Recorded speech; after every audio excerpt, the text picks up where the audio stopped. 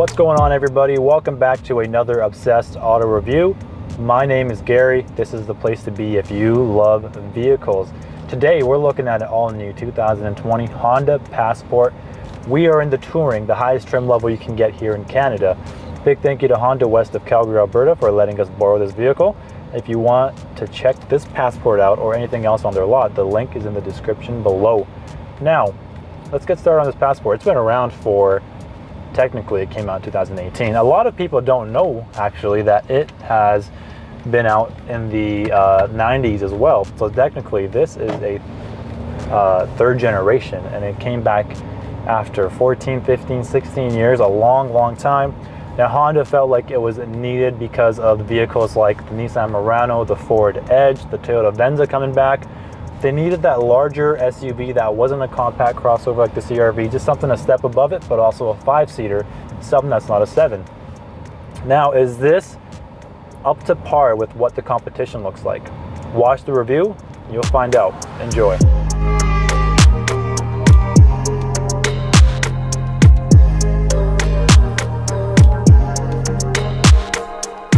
And today we're going to start with the engine. In case you're wondering what's under the hood, take a look around the vehicle. It looks just like the Pilot. It has similarities to the Honda Ridgeline. And Honda is going to throw in that same 3.5 liter V6 you find in the Odyssey, the Pilot, the Ridgeline, and now the Passport. It's that same 3.5 that produces 280 horsepower and 262 pound-feet of torque. It's mated to a 9-speed automatic transmission, no matter what trim level you get. Here in Canada, you can get the Sport, the EXL, and the Touring. Another thing that I like, they're just 3 trim levels. Nowadays, it feels like there's a gazillion trim levels to pick from a lot of different brands. I like how Honda keeps it fairly simple, and they've kept the naming schemes fairly standard. Sport being a newer trim addition to a lot of different models this year, but the EXL, the Touring, has been around for a few years as well. And all of that power is going to be going down to a all-wheel drive, which is standard on all Passports. You can't get anything front-wheel drive, not even on the base model, which is good because we all like having all-wheel drive, especially in Canada. We need it sometimes for the snow, at least for an SUV. If it's a sports car, it's a different story. Now, this has the same towing capability as the Pilot would, 3,500 pounds, sorry about that, and it can tow up to a maximum of 5,000 pounds, which is solid. For something like this, hey, you know what? Take your boat out, take your camper out, go out for the weekend, go camping. That's what the engine produces. Now let's move on to the front end of the Passport. You know, the Passport, Pilot, and Ridgeline all have fairly similar front ends. If you put them side by side, you would see a lot of similarities. But out of the 3, I think I would like, I do like actually the Passport out of the other 2, just because of the front bumper design. I think it looks more aggressive, more sharper. The black cladding, the way it comes down with the headlights, I think it really looks well. Now, because we're in a Touring level, we have LED headlights standard. So LED daytime running light, low beams, high beams. You have halogen turn signals and LED fog lights. Now, if you got anything below the Touring level, you would have projector beam headlights, so you wouldn't get the full LED setup, but the projectors or the LEDs both look solid. It gives a very rugged appearance. Now, moving on to the side view. So the side view, if you ever think about how much road or ground clearance this has, Honda technically advertised and marketed this vehicle as an off-road vehicle, which it makes it look, they make them look like it is. Has just a little bit above 8 inches of ground clearance. The cool thing is the wheel options. You get a standard of a 20-inch wheel. They are black rims, and they are on 245 series tires. Solid looking wheel. One simple option. You don't have to worry about going all out. Obviously, those of you that want to do something crazy with the wheels, you definitely can. You can always go to all-terrain tires if you're going to go off-roading or anything like that. But it's good to see that you have this. I think simplicity is what Honda screams when it comes to the Passport, which not a lot of brands do. But hey, if you like the Passport or the Pilot, sorry, you're definitely going to love the Passport. It's just a little bit more of a sportier feeling, looking, and smaller vehicle. So taking a look at the back, you know, the first time I saw this, I noticed that it has a very Ford Explorer kind of rear end. The lights especially remind me of that Ford Explorer. Now, what's different from the Pilot in this case is that you have a long strip of black molding that runs down the entire width of the vehicle. You have a LED combination taillight, so you have LED brake lights and the running strip for whenever your headlights are on, but you have halogen reverse and you have halogen turn signals. You also have exposed exhaust and some aggressive, more aggressive looking rear lower bumper cladding. But other than that, I mean, everything else is fairly similar. The tailgate itself is right off of Pilot. Talking about the rear end, when we open up that power tailgate, which is available on EXL trim levels and up, you get quite a bit of space, quite generous actually. So you have 50 cubic feet of storage, cubic feet, I think it's cubic inches. No, it's cubic feet, my bad. So you have 50 cubic feet of storage with the seats all up. But if you fold down that second row seat, which is a cool nifty little trick that Honda gave you, is you push this button that's on the rear tailgate area on both sides. You push that in and it folds down the seats. You don't have to do anything else. And then when you do have both of these seats folded down in the second row, you have a little, just a tiny hair over 100 cubic feet of storage. Holy moly, that is a lot. You can fit whatever you want back there. I make the joke, if you ever have to sleep in your vehicle, you can, and the Passport passes that test. All right, guys, moving on to the interior.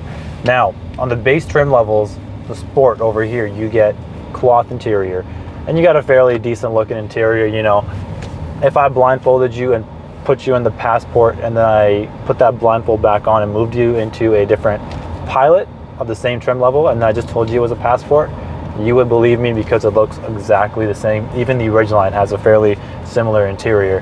Now, let's start off with where we usually start off, the infotainment. It's that same 7-inch infotainment you find on many other Honda products, except this is the updated Honda Link, so the Honda Civic has the old one still. I think everything else in the Honda lineup has changed over to this new one. Now that it's a Touring, you get standard navigation.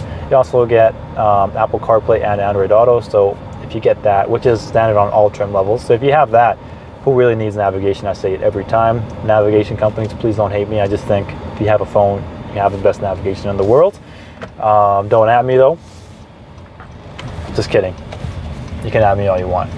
And because of the center display, you have a fairly easily reacting center infotainment system. It doesn't lag. It's fairly quick. You have XM. You have your backup cameras with 3 different viewing angles that Honda provides you with. Talking about these seats, actually, we're in a Touring level, so you have heated and cooled seats. Anything below this trim level, you don't have access to it. You only have heated seats. You have a heated steering wheel.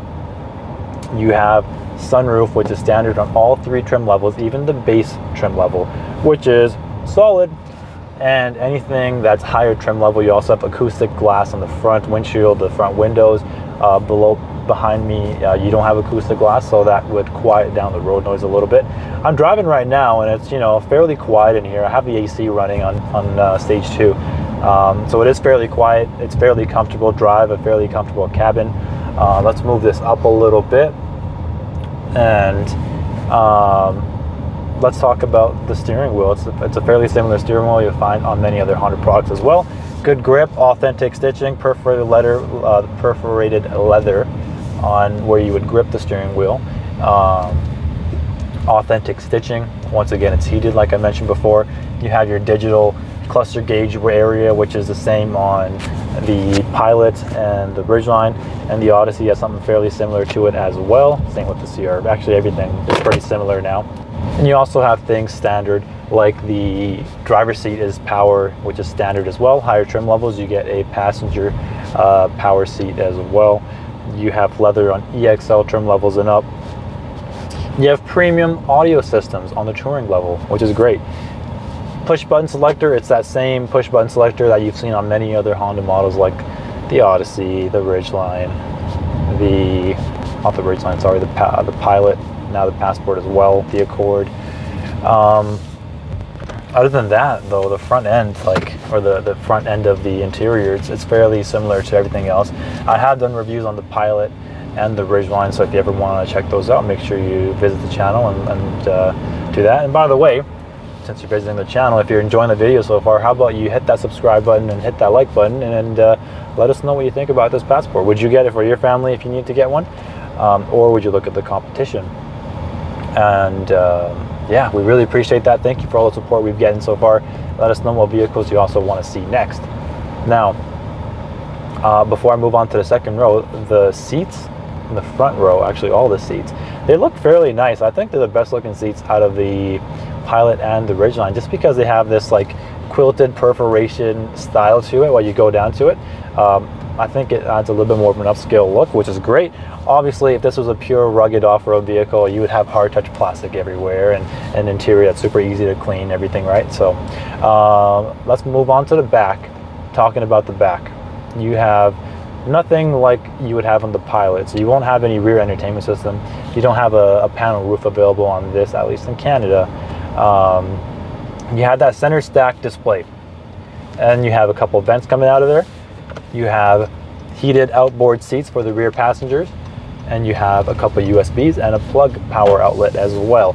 But other than that, your center armrest for the second row there, it's super comfy, easy going, man. Like, Honda knows how to do those rear armrests right. They're always super comfortable to put your elbow on. You have the same authentic stitching along your door panels, quite a bit of storage. Once again, it's off of other Honda products, but I think it's good because those are fairly usable. They have lots of storage space as well, and the more storage you can get in your vehicle, the better. But yeah, other than that, we've talked about basically everything in the vehicle. Let's do the final test, which we've been doing, but we haven't expressed to you guys. That's the driving test. So we're going to switch the camera over and show you how the Passport drives. Unfortunately, we don't have too much off-road area we can go on, so I can't really show you too much, and I'm sorry about that. But we'll do our best to give you a little bit of a vibe and see how it looks like. So enjoy the test drive portions. All right, guys, so back to the driving portion. I'm gonna shut up for a little bit and let you hear how it sounds from the inside, this V6 engine. I'm putting it in sport mode here, and I'm gonna turn off the traction control and give you a little bit of a go.